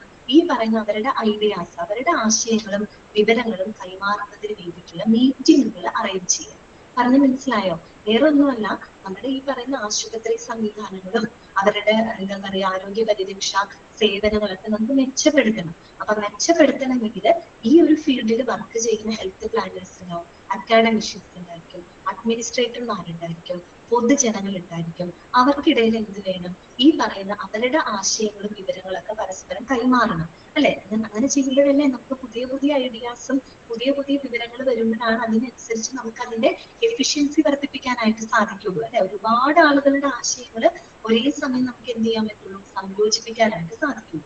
അപ്പൊ അവർക്കിടയിൽ ഈ പറയുന്ന ആശയങ്ങളും വിവരങ്ങളും കൈമാറുന്നതിന് വേണ്ടിയിട്ട് എന്ത് ചെയ്യണം? മീറ്റിങ്ങുകൾ കണ്ടക്ട് ചെയ്യുക അല്ലെ, മീറ്റിങ്ങുകൾ അറേഞ്ച് ചെയ്യുക. അങ്ങനെ ഒരു മീറ്റിംഗ് വരുമ്പോഴാണ് പല പല വിഭാഗത്തിൽ നിന്നുള്ള അല്ലെങ്കിൽ പല പല ഹെൽത്ത് കെയർ ഫെസിലിറ്റിയിലുള്ള ആളുകൾ പരസ്പരം ഒരുമിച്ച് കൂടുന്നതും അവരുടേതായ ആശയങ്ങളും വിവരങ്ങളും പരസ്പരം എന്ത് ചെയ്യുന്നത്? കൈമാറുന്നതും അങ്ങനെയാണ്. അതിനൊടുവിലാണ് അവർ അവസാനം ഒരു അൾട്ടിമേറ്റ് ഒരു തീരുമാനങ്ങൾ എടുത്തിട്ട് നമുക്ക് അതിലൂടെ എന്ത് ചെയ്യാൻ പറ്റും? ഈ ഹെൽത്ത് കെയർ സംവിധാനങ്ങളുടെ എഫിഷ്യൻസി നമുക്ക് വർദ്ധിപ്പിക്കാനായിട്ട് സാധിക്കും. അപ്പൊ ഇത്രയേ ഉള്ളൂ. അവർക്കിടയിൽ ഒരു എന്താണ് അവരുടെ ഐഡിയാസ്, അവരുടെ ഇൻഫർമേഷൻസ് ഒക്കെ എക്സ്ചേഞ്ച് ചെയ്യുന്നതിനായിട്ട് മീറ്റിങ്ങുകൾ പ്രോത്സാഹിപ്പിക്കുക. ഓക്കെ, അതാണ് അവരുടെ സെൻസിൽ കൊടുത്തേക്കുന്നത്. ടു എൻകറേജ് എ മീറ്റിംഗ് ഇതിന് വേണ്ടിയിട്ടാണ് for to exchange ideas and information among health and hospital planner, academicians, administrators, different statutory bodies and public. ഇതിന് വേണ്ടിയിട്ടാണ് for the improvement of hospital and health care delivery systems. Clear ആയോ പറഞ്ഞത്? Okay ആണല്ലോ. 5 point കഴിഞ്ഞു കേട്ടോ. 5 കഴിഞ്ഞു. അടുത്ത പോയിന്റിലോട്ട് ഏതെങ്കിലും പോയിന്റ് മനസ്സിലാവാത്തതുണ്ടെങ്കിൽ അപ്പൊ തന്നെ പറയാം കേട്ടോ. അതിനകത്തൊരു മടിയൊന്നും വിചാരിക്കണ്ട. ഓക്കെ, അടുത്തത് കേട്ടോ. 6ാമത്തെ പോയിന്റിലോട്ട് നമ്മൾ കിടക്കുകയാണ്. To evolve norms and standards for accreditation of the health care organisation and adopt means of evaluation of such institutions to increase the quality of health care in the community. എന്താണ് പറയുന്നത്? To evolve norms and standards for accreditation of the health care organization. Health care organisation എന്ന് പറഞ്ഞാൽ എന്താണ്? ആശുപത്രി തന്നെയാണ് അല്ലെ. ഒരു ആശുപത്രി പോലെയുള്ള ഹെൽത്ത് കെയർ ഓർഗനൈസേഷന്റെ അക്രഡിറ്റേഷൻ ഒക്കെ നമ്മൾ പഠിച്ചതാണ് അല്ലെ. അംഗീകാരത്തിനുള്ള നോംസ് ആൻഡ് സ്റ്റാൻഡേർഡ്സ് അല്ലെ, അംഗീകാരം ലഭിക്കുന്നതിന് വേണ്ടിയിട്ടുള്ള മാനദണ്ഡങ്ങൾ, നിലവാരങ്ങൾ എല്ലാം തന്നെ വികസിപ്പിക്കുകയും പിന്നെന്താണ്? And adopt means of evaluation to increase the quality of health care in the community. അതായത് കമ്മ്യൂണിറ്റിയിലെ ഏറ്റവും ഗുണനിലവാരമുള്ള ഒരു ആരോഗ്യ പരിരക്ഷ വർദ്ധിപ്പിക്കുന്നതിനായിട്ട് വിവിധ മൂല്യനിർണയ മാർഗങ്ങളും സ്വീകരിക്കുക. മീൻസ് ഓഫ് ഇവാലുവേഷൻ, മൂല്യനിർണയ മാർഗങ്ങളും എന്ത് ചെയ്യാം? അഡോപ്റ്റ് ചെയ്യുക. എന്താണെന്ന് ഉദ്ദേശിച്ചതെന്ന് അറിയാമോ? അതായത് ഒരു ആശുപത്രി പോലുള്ള ഹെൽത്ത് കെയർ ഓർഗനൈസേഷൻ അംഗീകാരം ലഭിക്കണം. അംഗീകാരത്തിന് നമ്മൾ ഓൾറെഡി അക്രഡിറ്റേഷൻ പഠിച്ചതാണ്. വെറുതെ ഒരിക്കലും അക്രഡിറ്റേഷൻ കിട്ടില്ല അല്ലെ. അതിന് കൃത്യമായിട്ടുള്ള ചില സ്റ്റാൻഡേർഡ്സ് കീപ്പ് ചെയ്യണം, ചില നോംസ് ഉണ്ട്. അതിന് വിധേയമായിക്കൊണ്ട് മാത്രമേ നമുക്ക് എന്ത് കൊടുക്കാൻ പറ്റുള്ളൂ, അക്രഡിറ്റേഷൻ കൊടുക്കാനായിട്ട് പറ്റുള്ളൂ അല്ലെ. അപ്പൊ അവരുടെ അംഗീകാരത്തിനുള്ള ചില സ്റ്റാൻഡേർഡ്സുകൾ, അതുപോലെ നോംസുകൾ, നിലവാരങ്ങളെല്ലാം തന്നെ വികസിപ്പിക്കാം. അത് അവരുടെ ഒരു പ്രധാനപ്പെട്ട ലക്ഷ്യമാണ്. അത് മാത്രമല്ല, കമ്മ്യൂണിറ്റിയിലെ ഏറ്റവും നല്ലൊരു ആരോഗ്യ പരിചരണം വർദ്ധിപ്പിക്കുന്നതിനായിട്ട് വിവിധ മൂല്യനിർണയ മാർഗങ്ങൾ സ്വീകരിക്കാം. Means of evaluation. എന്താണ് മൂല്യനിർണയ മാർഗങ്ങൾ? ഇപ്പൊ നമ്മൾ സേവനങ്ങൾ കൊടുക്കുന്നുണ്ട്, ആ സേവനങ്ങൾക്ക് കറക്റ്റ് ആയിട്ട് അവർക്ക് കിട്ടുന്നുണ്ടോ എന്ന് അറിയണമെങ്കിൽ നമ്മളതിന് ഇവാലുവേറ്റ് ചെയ്യണം. വിവിധ മൂല്യനിർണയ മാർഗം എന്ന് പറയുമ്പോൾ നമുക്കൊരു സർവേ നടത്താം അല്ലെ. അതൊരു മീൻസ് ഓഫ് ഇവാലുവേഷൻ ആണ്. ഇപ്പൊ നമ്മളിപ്പോ സേവനങ്ങൾ കൊടുക്കുന്നുണ്ട്, നമുക്ക് ജനങ്ങൾക്കിടയിൽ അല്ലെങ്കിൽ പേഷ്യൻസിന്റെ ഇടയിൽ ഒരു സർവേ നടത്താം, അല്ലെങ്കിൽ ഒരു ഫീഡ്ബാക്ക് ഫോംസ് നമുക്ക് വിതരണം ചെയ്യാം. അപ്പൊ അത് തിരിച്ചു കിട്ടുമ്പോൾ നമുക്ക് എന്ത് ചെയ്യാൻ പറ്റും, നമ്മൾ കൊടുക്കുന്ന സേവനങ്ങൾ കറക്റ്റ് ആയിട്ട് അവർക്ക് കിട്ടുന്നുണ്ടോ, എന്താണ് അവരുടെ ആ ഒരു ഒപ്പീനിയൻ ഒക്കെ നമുക്ക് അതിലൂടെ കിട്ടും അല്ലെ. അപ്പൊ നമുക്കത് നമ്മളുടെ കൊടുക്കുന്ന സേവനങ്ങൾ നമുക്ക് ഇവാലുവേറ്റ് ചെയ്യാൻ പറ്റും അല്ലെ.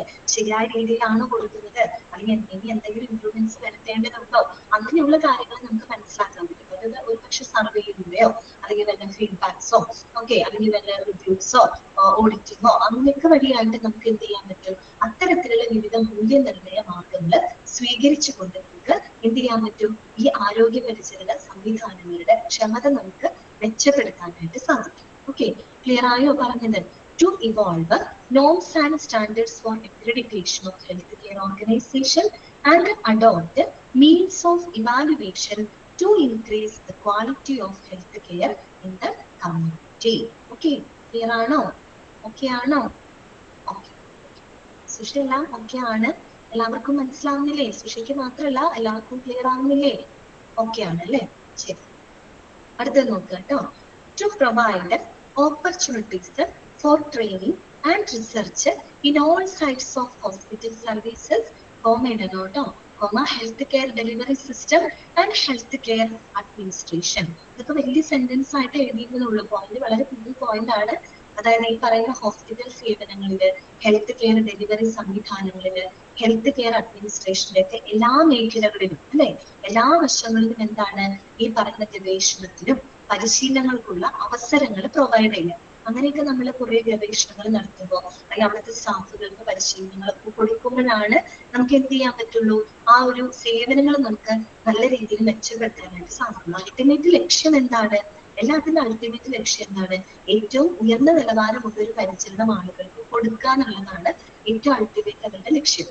അതിന് വേണ്ടിയിട്ട് എന്ത് ചെയ്യാം, ഹോസ്പിറ്റൽ സേവനങ്ങളിലായിക്കോട്ടെ, അല്ലെങ്കിൽ ഹെൽത്ത് കെയർ ഡെലിവറി സംവിധാനങ്ങളിലായിക്കോട്ടെ, ഹെൽത്ത് കെയർ അഡ്മിനിസ്ട്രേഷന്റെ എല്ലാ വശങ്ങളിലും ഗവേഷണത്തിനും പരിശീലനത്തിനുമുള്ള അവസരങ്ങൾ പ്രൊവൈഡ് ചെയ്യുക. To provide opportunities for training and research in all sides of hospital services, healthcare delivery system and healthcare administration. Clear? അടുത്ത പോയിന്റ് ഇതാണ്. To renovate the knowledge and skill of the health and hospital administrators and other personnel included in the management of healthcare organization by the way of continuous education and research. എന്താണ് അവിടെ പറയുന്നത്? അതായത് തുടർച്ചയായിട്ടുള്ള വിദ്യാഭ്യാസത്തിലൂടെ അല്ലെങ്കിൽ ഗവേഷണത്തിലൂടെ ഈ പറയുന്ന ഹെൽത്ത് ഹോസ്പിറ്റൽ അഡ്മിനിസ്ട്രേറ്റർമാരുടെ അവരുടെ അറിവും അതുപോലെ തന്നെ അവരുടെ കഴിവും നവീകരിക്കുക അല്ലെ. നേരത്തെ ഒരു നമ്മള് പ്രിൻസിപ്പിളിൽ പറഞ്ഞ ഒരു പോയിന്റ് ആണ് അല്ലെ, തുടർച്ചയായിട്ടുള്ള വിദ്യാഭ്യാസത്തിലൂടെ അല്ലെ, അതുപോലെ തന്നെ ഗവേഷണ പ്രവർത്തനങ്ങളിലൂടെ ഈ പറയുന്ന ഹെൽത്ത് കെയർ ഓർഗനൈസേഷനിലൊക്കെ പ്രവർത്തിക്കുന്ന ഹെൽത്ത് ആൻഡ് ഹോസ്പിറ്റൽ അഡ്മിനിസ്ട്രേറ്റർമാരുടെ അവരുടെ അറിവ് അല്ലെങ്കിൽ അവരുടെ കഴിവുകള് അതിനൊക്കെ എന്ത് ചെയ്യുക, നവീകരിക്കുക എന്ന് പറയുമ്പോൾ അവിടെ കൂടുതൽ എന്താണ് എൻഹാൻസ് ചെയ്ത് കൊണ്ടുവരാം അല്ലെ. അതിനാവശ്യമായിട്ടുള്ള വിദ്യാഭ്യാസം പരിശീലനം ഒക്കെ അവർക്കായിട്ട് കൊടുക്കുക എന്നാണ് ഉദ്ദേശിക്കുന്നത് കേട്ടോ. To renovate the knowledge, renovate ചെയ്യാന്ന് വെച്ചാൽ നവീകരിക്കുക എന്നുള്ള അർത്ഥമാണ് കേട്ടോ. അത് എപ്പോഴും അപ്ഡേറ്റ് ആയിക്കൊണ്ടിരിക്കണം. To renovate the knowledge and skill of the health and hospital administrators and other personnel included in the management of healthcare organization by the way of continuous education and research. അടുത്ത point ഇതാണ്. To encourage and grant recognition. ഇവിടേക്ക് ഇത്തിരി ബുദ്ധിമുട്ടുണ്ടെന്നുള്ളൂ കേട്ടോ. ഇനി വരുന്ന ഭാഗങ്ങൾ വലിയ പ്രശ്നമില്ല. ഇവിടെ കുറച്ചൊരു തിയറി പോലെയാണ്. To encourage and grant recognition to research in the field of health and hospital management, to accord awards, scholarship and assistance in other suitable forms to deserving individuals and institutions. അതായത് അർഹരായിട്ടുള്ള വ്യക്തികൾ ഉണ്ടാവും, അതുപോലെ തന്നെ ചില institutions അല്ലെ, health care institutions ഒക്കെ ഉണ്ടാവും. അപ്പൊ അവർക്ക് ഈ പറയുന്ന സ്കോളർഷിപ്പ് കൊടുത്ത്, അവാർഡുകൾ കൊടുത്ത് അല്ലെ, അല്ലെങ്കിൽ അവർക്ക് എന്താ പറയാ പിന്തുണ നൽകിക്കൊണ്ടൊക്കെ ഈ പറയുന്ന എന്താണ് റിസർച്ചിന്, അതായത് ഗവേഷണത്തിന് അംഗീകാരം കൊടുക്കുക, അല്ലെങ്കിൽ ഗവേഷണത്തിന് കൂടുതൽ പ്രോത്സാഹിപ്പിക്കുക അല്ലെ. മനസ്സിലായോ പറഞ്ഞത്?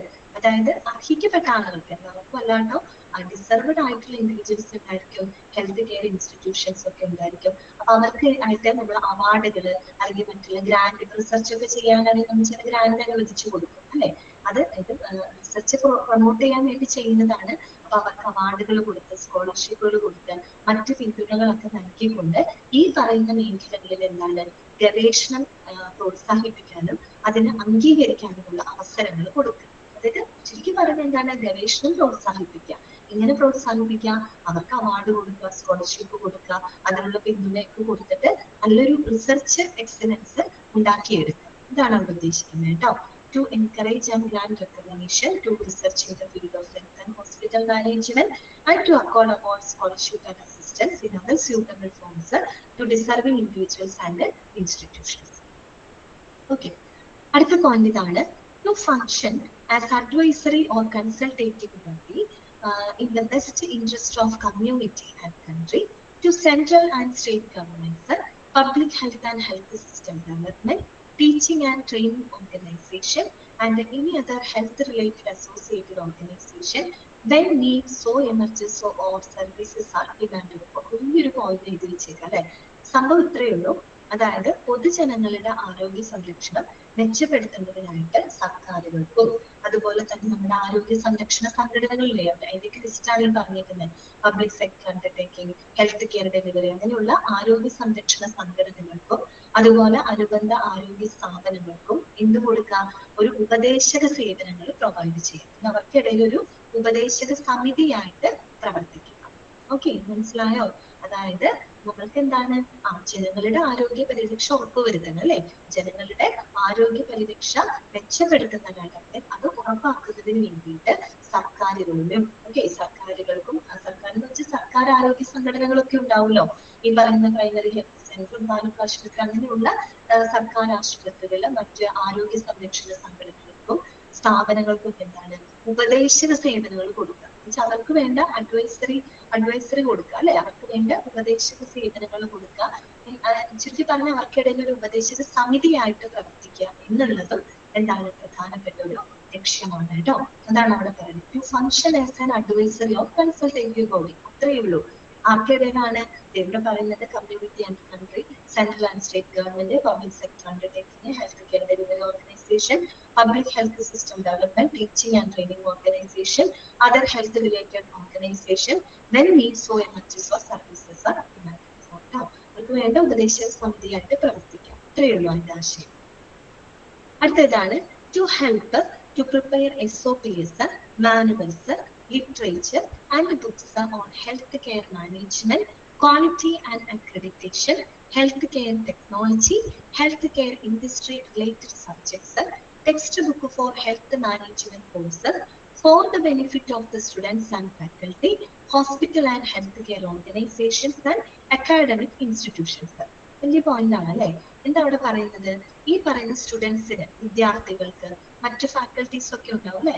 അതായത് അവർ പഠിപ്പിക്കുന്ന അധ്യാപകരൊക്കെ ആയിരിക്കാം. വിദ്യാർത്ഥികൾക്കും മറ്റു ഫാക്കൽറ്റീസിനും ഈ പറയുന്ന ഹോസ്പിറ്റൽ, ഹെൽത്ത് കെയർ ഓർഗനൈസേഷനും അക്കാഡമിക് ഇൻസ്റ്റിറ്റ്യൂഷൻസിനൊക്കെ ആവശ്യമായിട്ടുള്ള SOPs അല്ലെ, സ്റ്റാൻഡേർഡ് ഓപ്പറേറ്റിംഗ് പ്രൊസീജിയർ നമ്മൾ പഠിച്ചതാണ്. അത് തന്നെ കറക്റ്റ് ആണ്.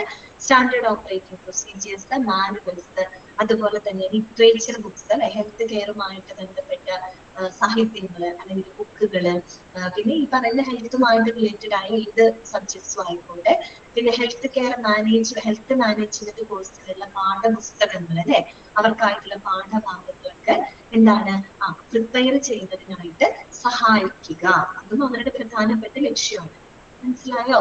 അതായത് ചുരുക്കി പറഞ്ഞ വിദ്യാർത്ഥികൾക്ക്, ഫാക്കൽറ്റികൾക്ക്, ഹോസ്പിറ്റൽ ഹെൽത്ത് കെയർ ഓർഗനൈസേഷനും അക്കാഡമിക് ഇൻസ്റ്റിറ്റ്യൂഷൻസിനൊക്കെ ആവശ്യമായിട്ടുള്ള SOPs, മാനുവൽസ്, ഹെൽത്ത് റിലേറ്റഡ് ആയിട്ടുള്ള ബുക്സുകൾ, പിന്നെ ഹെൽത്ത് മാനേജ്മെന്റ് കോഴ്സിനായിട്ടുള്ള പാഠഭാഗങ്ങൾ അല്ലെങ്കിൽ പാഠപുസ്തകങ്ങൾ അവയൊക്കെ പ്രിപ്പയർ ചെയ്യുന്നതിനായിട്ട് അവരെ സഹായിക്കുക.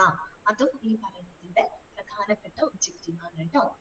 ഓക്കെ, അടുത്തതാണ് to tackle professional consultancy in the field of health system management, quality and accreditation, health technology assessment, medical tourism, disaster management, healthcare delivery organization, public health facilities and services for overall improvement of the facilities. അതായത് നമ്മുടെ health കെയറുമായിട്ട് ബന്ധപ്പെട്ട വിവിധ മേഖലകളിൽ കേട്ടോ, വിവിധ മേഖലകളിൽ എന്ത് ചെയ്യാം, നമ്മൾ ഈ പറയുന്ന കൺസൾട്ടൻസി സേവനങ്ങൾ പ്രൊവൈഡ് ചെയ്യുക. മനസ്സിലായോ?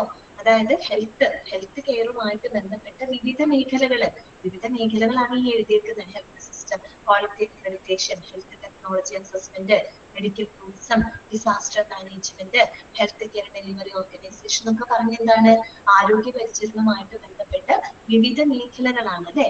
അപ്പോൾ ഈ വിവിധ മേഖലകൾക്ക് ആയിട്ടുള്ള എന്താണ് കൺസൾട്ടൻസി സേവനങ്ങൾ പ്രൊവൈഡ് ചെയ്യുക. പ്രൊഫഷണൽ ആയിട്ടുള്ള, അതായത് എക്സ്പെർട്ട് കൺസൾട്ടൻസി സേവനങ്ങൾ കൈകാര്യം ചെയ്യുക.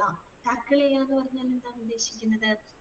കൈകാര്യം ചെയ്യുക എന്നുള്ളതാണ്. നേരത്തെ പറഞ്ഞല്ലോ, അവർക്ക് വേണ്ട മാർഗനിർദ്ദേശങ്ങൾ കൊടുക്കുക കേട്ടോ, അതാണ് അവിടെ ഉദ്ദേശിക്കുന്നത്. അതും ഒരു എക്സ്പെർട്ട് കൺസൾട്ടൻസി സർവീസ് ആണ്, ഒരു പ്രൊഫഷണലിന്റെ കൺസൾട്ടൻസി സേവനങ്ങളാണ് അതിന് വേണ്ടിയിട്ട് പ്രൊവൈഡ് ചെയ്യേണ്ടത്. ഓക്കെ, അടുത്ത പോയിന്റ് ഇതാണ് to conduct inter-hospital or institution awards competition on different parameters to bring the competitiveness for enhancing healthcare quality and training.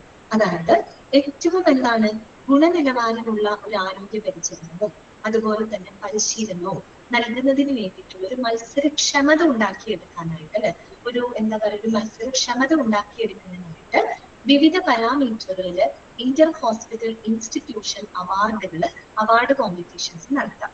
എന്താണ് ഉദ്ദേശിച്ചത്? അതായത് ഇന്നത്തെ കാലത്ത് ഇഷ്ടം പോലെ ഹോസ്പിറ്റലുകൾ പ്രവർത്തിക്കുന്നുണ്ട് അല്ലെ. ഗവൺമെന്റ് ആയിക്കോട്ടെ, പബ്ലിക് സെക്ടർ അണ്ടർടേക്കിംഗ് ആയിക്കോട്ടെ, പ്രൈവറ്റ് ആയിക്കോട്ടെ, എല്ലാ മേഖലകളിലും ഇഷ്ടം പോലെ ആശുപത്രികളും ക്ലിനിക്കുകളും ഒക്കെ നമ്മുടെ നാട്ടിൽ പ്രവർത്തിക്കുന്നുണ്ട്. ശരിക്കും പറഞ്ഞാൽ അവർക്കിടയിൽ എന്തുണ്ട്, ഒരു കോമ്പറ്റീഷൻ ഉണ്ട് അല്ലെ. അങ്ങനെ ഒരു കോമ്പറ്റീറ്റീവ് വേൾഡിൽ നിന്നുകൊണ്ടാണ് അവർ സേവനങ്ങൾ പ്രൊവൈഡ് ചെയ്യുന്നത് അല്ലെ. അപ്പം അവിടെ എല്ലാവരുടെ ഉദ്ദേശം എന്താണ്? ഏറ്റവും ഉയർന്ന നിലവാരമുള്ള പരിചരണങ്ങൾ കൊടുക്കുക എന്നുള്ളതാണ്. അതിൽ ഏറ്റവും നന്നായിട്ട് കൊടുക്കുന്നത് ആരാണോ അവർക്ക് എന്തും കൊടുക്കാം, അവർക്ക് അവാർഡും മറ്റുള്ളതും കൊടുക്കും. അതാണ് അവിടെ ഉദ്ദേശിക്കുന്നത് കേട്ടോ. അതായത് ഏറ്റവും ഉയർന്ന നിലവാരമുള്ള പരിചരണങ്ങളും പരിശീലനവും ഒക്കെ നൽകുന്നതിന് വേണ്ടിയിട്ടുള്ള ഒരു മത്സരക്ഷമത ഉണ്ടാക്കിയെടുക്കണം. അതായത് അവർക്കിടയിൽ ഒരു മത്സരാധിഷ്ഠിത ഒരു മനോഭാവം, ഒരു ഹെൽത്തി കോമ്പറ്റീഷൻ എന്ന് നമുക്ക് പറയാൻ പറ്റുള്ളൂ അല്ലെ. ഒരു മത്സരാധിഷ്ഠിത എന്താ പറയാ മനോഭാവം വളർത്തിയെടുക്കാനായിട്ട് നമ്മൾ എന്ത് ചെയ്യാം, വിവിധ പാരാമീറ്ററുകളിൽ inter hospital institution award competitions നടത്താം. പാരാമീറ്റർ എന്ന് പറയുമ്പോൾ ഏതെങ്കിലും ഒരു ഫീൽഡിനെ ബേസ് ചെയ്തുകൊണ്ട് നമുക്ക് അവാർഡ് കൊടുക്കാം. അതിൽ ഏറ്റവും എക്സലന്റ് ആയിട്ട് സേവനങ്ങൾ കൊടുക്കുന്ന ആളുകൾക്ക് നമുക്ക് അവാർഡ് കൊടുക്കാം. ഇപ്പൊ ഒരു എക്സാമ്പിൾ പറഞ്ഞപ്പോ ഹെൽത്ത് കെയർ തന്നെ കൊടുക്കാം അല്ലെ. ക്വാളിറ്റി കെയർ കൊടുക്കുന്ന, ക്വാളിറ്റി കെയർ എന്ന് പറയുന്ന ഒരു പാരാമീറ്റർ ആണ്. അപ്പൊ ഈ പറയുന്ന ഹോസ്പിറ്റലിൽ ഏറ്റവും ക്വാളിറ്റി കെയർ കൊടുക്കുന്ന ആ ഒരു ഹോസ്പിറ്റൽ ഏതാണോ, ആ ഒരു വർഷം ഏതാണോ, അവർക്കൊരു അവാർഡ് കൊടുക്കും അല്ലെ. അപ്പൊ അവർക്ക് എന്താണ്, അപ്പൊ മറ്റുള്ള ഹോസ്പിറ്റലുകൾക്ക് അതിനൊപ്പം എത്താനുള്ള ഒരു മത്സരാധിഷ്ഠിത മനോഭാവം ഉണ്ടായിരിക്കും അല്ലെ. ഇതിന്റെ എല്ലാത്തിന്റെ ഔട്ട്കം എന്താണ്? പോസിറ്റീവാണ്. എല്ലാത്തിന്റെ ഔട്ട്കം എന്താണ്? ഏറ്റവും നല്ല പരിചരണം ആർക്ക് കിട്ടും? ജനങ്ങൾക്ക്. അപ്പൊ വിവിധ പാരാമീറ്റർ എന്ന് പറയുമ്പോൾ ഇപ്പൊ ഹെൽത്ത് ക്വാളിറ്റി കെയർ ആവാം, അല്ലെങ്കിൽ പേഷ്യന്റ് സാറ്റിസ്ഫാക്ഷൻ, അതൊരു പാരാമീറ്റർ ആണ്. പേഷ്യന്റിന്റെ സാറ്റിസ്ഫാക്ഷനെ ബേസ് ചെയ്തുകൊണ്ട് നമുക്ക് വേണമെങ്കിൽ അങ്ങനെ അവാർഡുകൾ കൊടുക്കാം അല്ലെ. പേഷ്യന്റ് സാറ്റിസ്ഫാക്ഷൻ കൊടുക്കാം. കറക്റ്റ് ആണ് സുഷ. അതുപോലെ തന്നെ ഇൻഫ്രാസ്ട്രക്ചർ ഫെസിലിറ്റി, ആ മേഖലയിൽ ഏറ്റവും നല്ല രീതിയിൽ പ്രവർത്തിക്കുന്ന ഹോസ്പിറ്റൽ ഏതാണ് അല്ലെ. അടിസ്ഥാന സൗകര്യവും ഫെസിലിറ്റികൾ കൊടുക്കുന്നത്, അതുപോലെ പാരാമീറ്ററുകളാണ് അല്ലെ. അങ്ങനെയുള്ള പാരാമീറ്ററുകളിൽ inter hospital institution award competitions നടത്താം. അപ്പൊ അതിലൂടെ നമുക്ക് എന്ത് ചെയ്യാൻ പറ്റും? ആ ഒരു കോമ്പറ്റീറ്റീവ്നെസ് അല്ലെ, ഒരു മത്സരാധിഷ്ഠിത മനോഭാവം ഉണ്ടാക്കിയെടുക്കാനായിട്ട് സാധിക്കും. അത് ഒരു മോശം കാര്യമല്ല, അതിന്റെ ഔട്ട്കം എന്ന് പറയുന്നത് പോസിറ്റീവ് ആയിരിക്കും അല്ലെ. നല്ല സേവനം ആളുകൾക്ക് അഡ്മിനിസ്ട്രേഷൻസിന് അത് കിട്ടും. ഓക്കെ, അപ്പൊ നമ്മൾ പറയില്ലേ, നമ്മൾ പഠിക്കുന്ന കാര്യത്തിലൊരു കോമ്പറ്റീഷൻ നല്ലതാണെന്ന് നമ്മൾ പറയും. അതെ, അത് ഹെൽത്തി കോമ്പറ്റീഷൻ ആണെന്ന് പറയും. അസൂയല്ല ഞാൻ ഉദ്ദേശിക്കുന്നത്, അങ്ങനെയല്ല. അതായത് പഠിക്കുന്ന കാര്യത്തിലൊരു ഹെൽത്തി കോമ്പറ്റീഷൻ എപ്പോഴും നല്ലതാണ്. അതുപോലെ തന്നെയാണ് ഇവിടെ പറഞ്ഞത് കേട്ടോ. ഓക്കെ, അടുത്ത നോക്കുക, ഏറ്റവും ഒടുവിലത്തെ പോയിന്റ് ആണ് to realise and make facility to the individuals who have made extraordinary and significant contributions in the field of health and hospital management in general and to the academy in particular.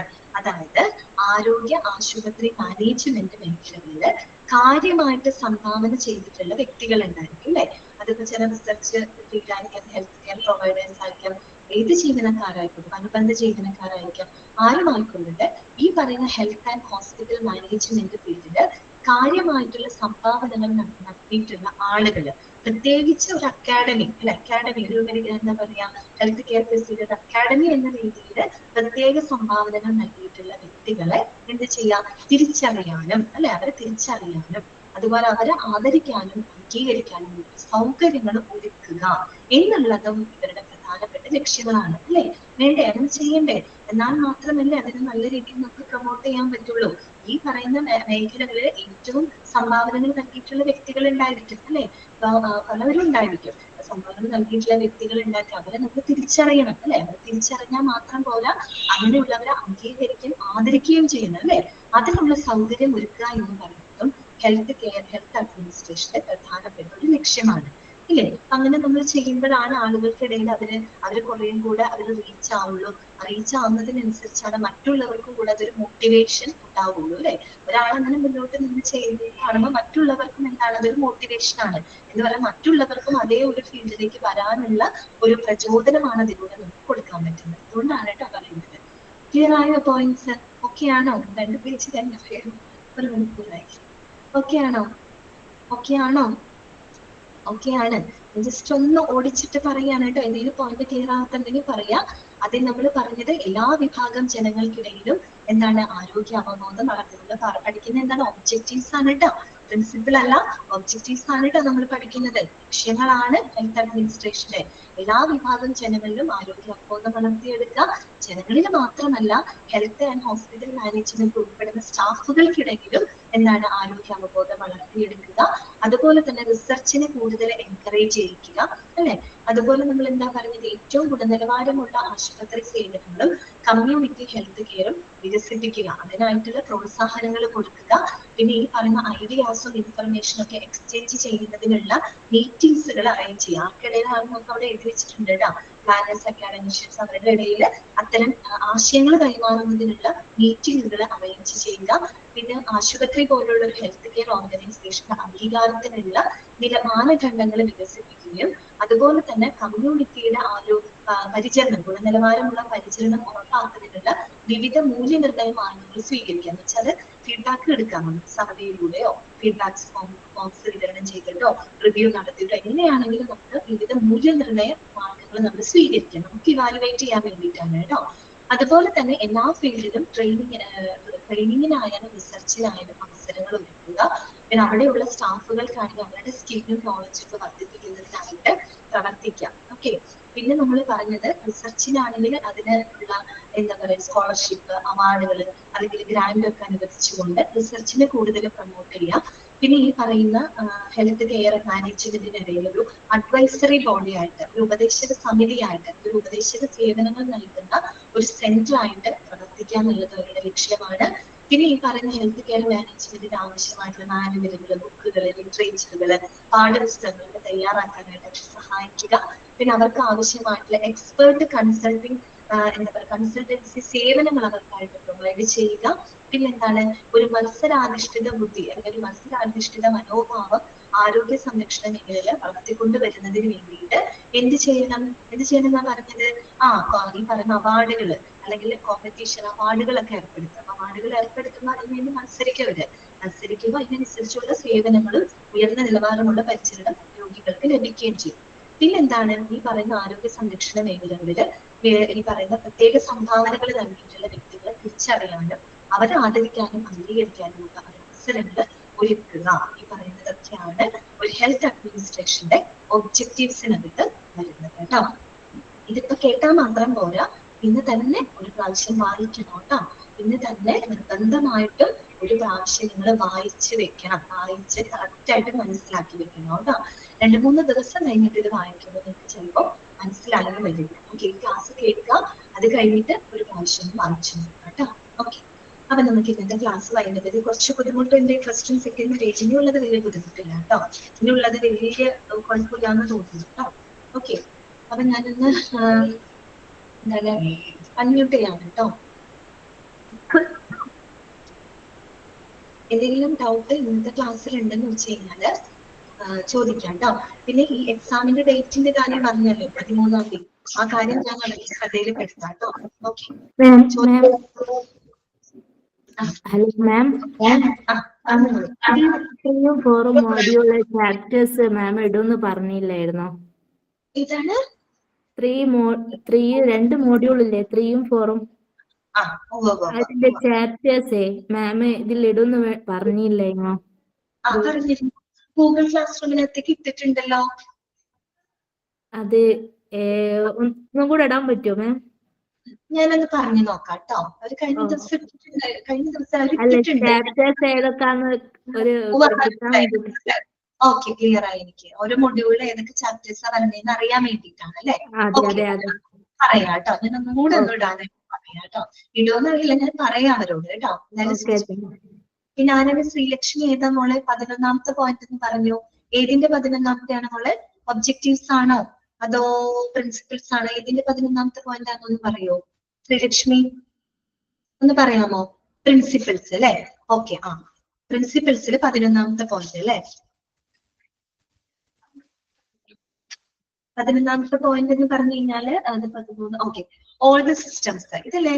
all the systems of medicine should be promoted to provide decent health care to people. അതായത് ജനങ്ങൾക്ക് ഏറ്റവും മികച്ച ആരോഗ്യ പരിചരണം കൊടുക്കുന്നതിനായിട്ട് എല്ലാ system of മെഡിസിൻസിനെ പ്രോത്സാഹിപ്പിക്കുക. എല്ലാ system of medicines എന്താ? നമ്മൾ ക്ലാസിഫിക്കേഷൻ പഠിച്ചിട്ടുണ്ട്. സിസ്റ്റം ഓഫ് മെഡിസിൻ പഠിച്ചില്ല. അലോപ്പതി ആവാം, ആയുർവേദം ആവാം, ഹോമിയോപ്പതി ആവാം, നാച്ചുറോപ്പതി ആവാം, യുനാനി ആവാം. അങ്ങനെ പല സിസ്റ്റം ഓഫ് മെഡിസിൻസും നമ്മുടെ നാട്ടില് നിലവിലുണ്ട് അല്ലെ? അപ്പോ നമ്മളുടെ അൾട്ടിമേറ്റ് ലക്ഷ്യം എന്താണ്? ആളുകൾക്ക് ഏറ്റവും നല്ല ആരോഗ്യ പരിചരണം കൊടുക്കാനായിട്ട് എല്ലാ സിസ്റ്റം ഓഫ് മെഡിസിൻസിനെ പ്രോത്സാഹിപ്പിക്കുക. അല്ലാണ്ട് അലോപ്പതി മാത്രം പ്രോത്സാഹിപ്പിക്കണം എന്ന് പറയില്ല. എല്ലാം പ്രോത്സാഹിപ്പിക്കുക. ആയുർവേദം ആയിക്കോട്ടെ, ഹോമിയോ ആയിക്കോട്ടെ, അലോപ്പതി ആയിക്കോട്ടെ, എല്ലാ സിസ്റ്റം ഓഫ് മെഡിസിൻസിനും എന്ത് ചെയ്യുക? പ്രോത്സാഹിപ്പിക്കുക. ഓക്കെ, ക്ലിയർ ആയോ ലക്ഷ്മിക്ക്? ഓക്കെ ആണോ? ഓക്കെ, അങ്ങനെയാണെങ്കിൽ വേറെ ഡൗട്ട്സ് ഒന്നും ഇല്ലാന്നുണ്ടെങ്കിൽ നമുക്ക് ഇന്നത്തെ ക്ലാസ് വൈൻഡ് അപ്പ് ചെയ്യാം കേട്ടോ. നമുക്ക് നെക്സ്റ്റ് ക്ലാസ്സിൽ കാണാം. ഒബ്ജക്റ്റീവ്സ് നിങ്ങൾ വായിച്ചു നോക്കണം കേട്ടോ. ഒരു പ്രാവശ്യം വായിച്ചു നോക്കണേ, അല്ലെങ്കിൽ നിങ്ങളുടെ മനസ്സിൽ നിന്ന് അത് പോകും. ഓക്കെ, ശരിയാണ്. ഓക്കെ സാധ്യത, ശരി, താങ്ക് യു.